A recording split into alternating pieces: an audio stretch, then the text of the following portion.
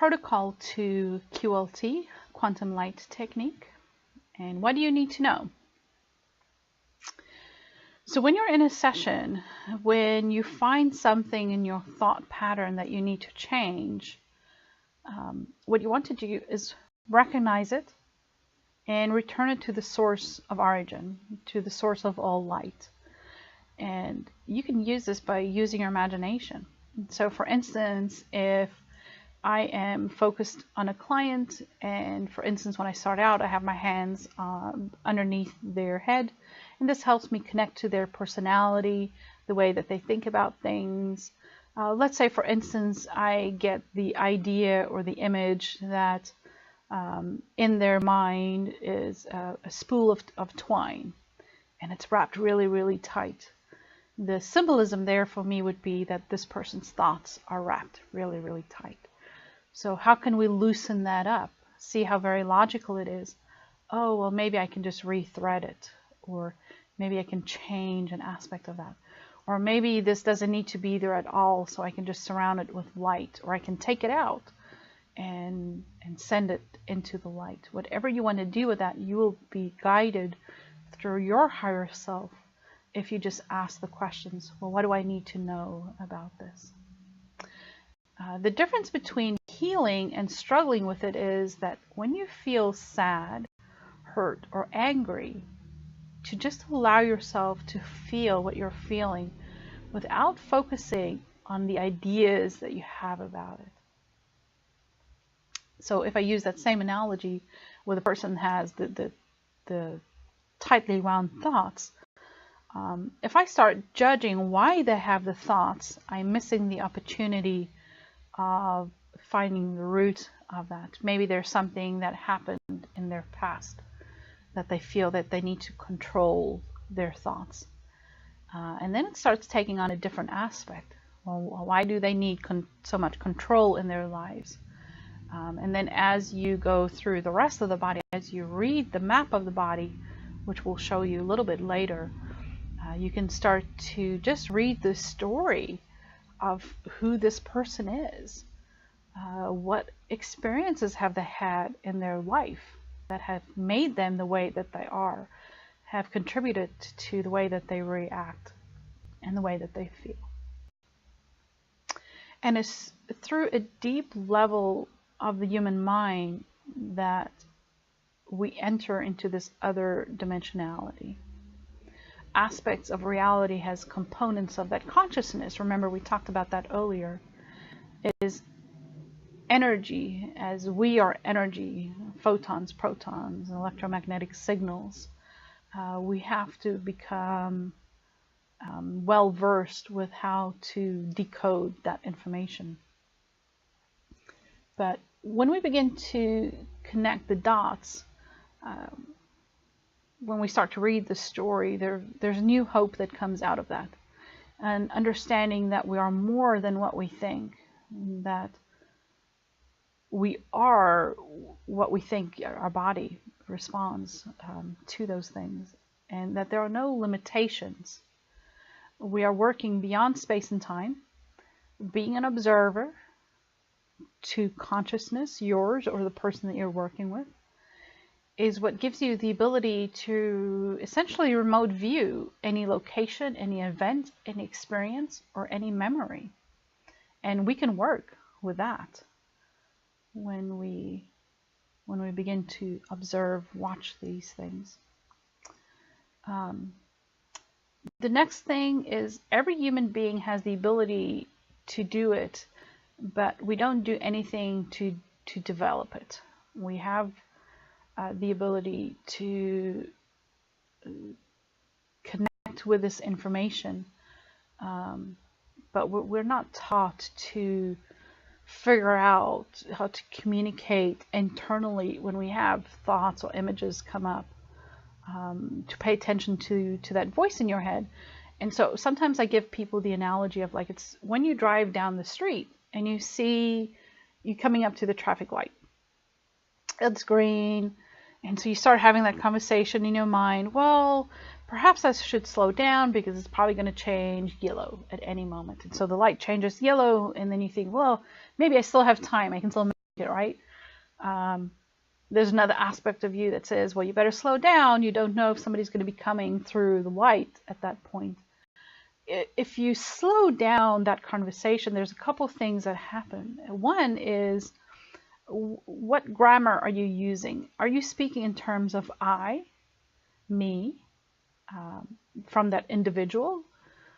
I should slow down, as opposed to the response of, well, you should slow down because perhaps such and such might happen. Notice the tense there, with as if someone is speaking from the outside. And it's so subtle, but once you start to notice that, it becomes very, very clear. The more you practice it, the more clear it becomes. So that when you ask the question, why am I seeing this ball of twine in this person's head in front of me, the answer comes. You don't have to find the answer. It's what naturally arises within you. The first instinct, the first thought that you have, the one that we always so quickly dismiss. And so to be good at anything, you need the skill and the knowledge and the experience. You have to practice, practice, practice. You can practice QLT sitting up, laying down, in the grocery store, in the car, wherever you are, you can do it. But most people prefer laying down. If you're going to do an extended session, typically it will last anywhere from 45 minutes to an hour, sometimes longer. I usually go until I feel that we're done. And sometimes a session is really, really short, maybe 5 or 10 minutes. But intend to know, think what you want to know, think, I want to see this, I want to know more, and then observe. Watch it unfold. And it's subtle, it's not brute force. You don't have to make it happen. And with time, you'll become more familiar with your higher self. And so even now, you can do that. Periodically stop and say, okay, well, what do I think about this information? How is this fitting in with me? And hear what you thought. It might be pretty interesting. But I always say life's never boring. And remember, the imagination is the communicator between the higher mind and your conscious self, and is a source of invaluable information. Trust it. Trust that aspect of you, and you'll become a more self-confident person for sure. The aspect of what we need to explore is what is life from a soul perspective. We learn, we heal, we teach. The two most traumatic experiences that you have in life is birth and death. It's the most significant transition that you'll ever experience. And so it's a big deal. There are more and more children that are remembering their birth experience or things that happened soon afterwards. My daughter was one of those. She could tell me up until the age of about 7 things that happened in the delivery room that there's no way that she should have known that. Our children are so much closer connected. That veil hasn't dropped down yet. But as we get older, we become rooted in this life, and that veil begins to thicken. And so by practicing a QLT, practicing meditation, that veil becomes thinner.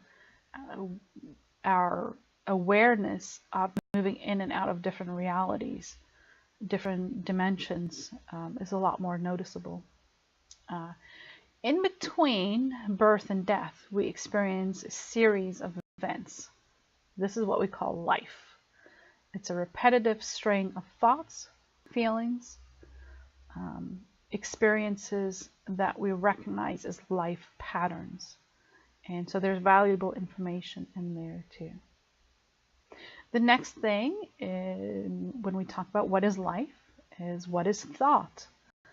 It's a form of self-awareness whereby the higher self allows memories and ideas to flow. We receive information through many different scenarios and perspectives that's necessary for our growth. And lastly, what is life? Life is integration, integrating ideas, integrating experiences, seeing as an outsider to gain clarity about what direction to flow.